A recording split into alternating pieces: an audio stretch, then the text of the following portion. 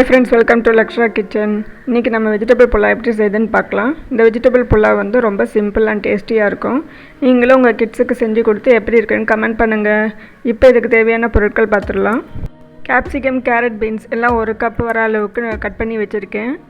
3 பச்சை மிளகாய், ஒரு கைப்பிடி புதினா, 1 ஸ்பூன் இஞ்சி பூண்டு விழுது, ஒரு பெரிய வெங்காயம், ஒரு கைப்பிடி கொத்தமல்லி. இது கூடவே கரம் மசாலா ஐட்டம், பிரிஞ்சி இலை, 2 ஏலக்காய், 4 கிராம்பு, அன்னாச்சி பூ, பட்டை. அப்புறம் பாஸ்மதி ரைஸ் 1 கப்பு, 20 நிமிஷம் தண்ணியில் ஊற வச்சுருக்கேன். இதுதான் இதுக்கு தேவையான பொருட்கள். இப்போ எப்படி செய்யுதுன்னு பார்க்கலாம். குக்கரில் ஆயில் ஊற்றி கரம் மசாலா பொருட்கள்லாம் போட்டு நல்லா பொரியட்டும். இது நல்லா பொரிஞ்ச உடனே ஒரு பெரிய வெங்காயம் அதை போட்டு நல்லா வதக்குங்க. நல்லா கோல்டன் ப்ரௌனாக வரணும்.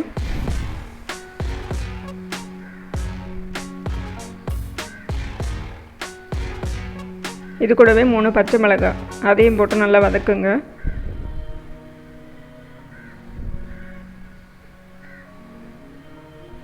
ஒரு ஸ்பூன் இஞ்சி பூண்டு விழுது நல்லா பச்சை வாசனை போகிற வரைக்கும் நல்லா வதக்குங்க. அப்புறம் ஒரு கைப்பிடி கொத்தமல்லி, ஒரு கைப்பிடி புதினா எல்லாம் நல்லா மிக்ஸ் பண்ணிக்கிறேன்.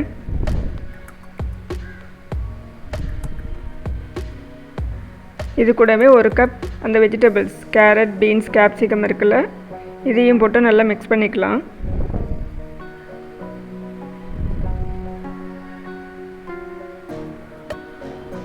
காய் நல்லா வதங்கட்டும்.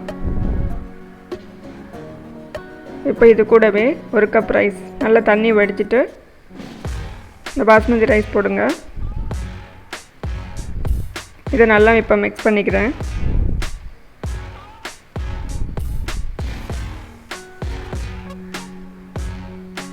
இப்போ நான் 1 கப் ரைஸுக்கு 2 கிளாஸ் வாட்டர், 2 கிளாஸ் தண்ணி ஊற்றிக்கிறேன்.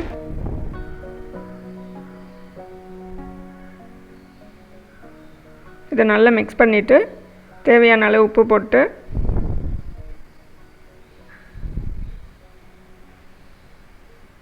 அதையும் ஒரு வாட்டி மிக்ஸ் பண்ணிக்கிறேன். இப்போ குக்கரை மூடி வச்சு மீடியம் ஃப்ளேமில் 3 விசில் வச்சு எடுக்கணும்.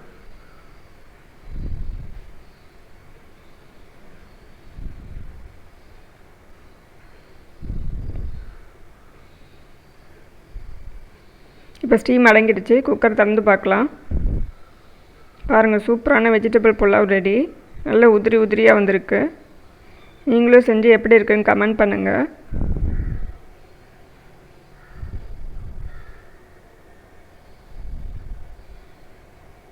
இதை இப்போ ஒரு தட்டுக்கு மாற்றிக்கலாம்.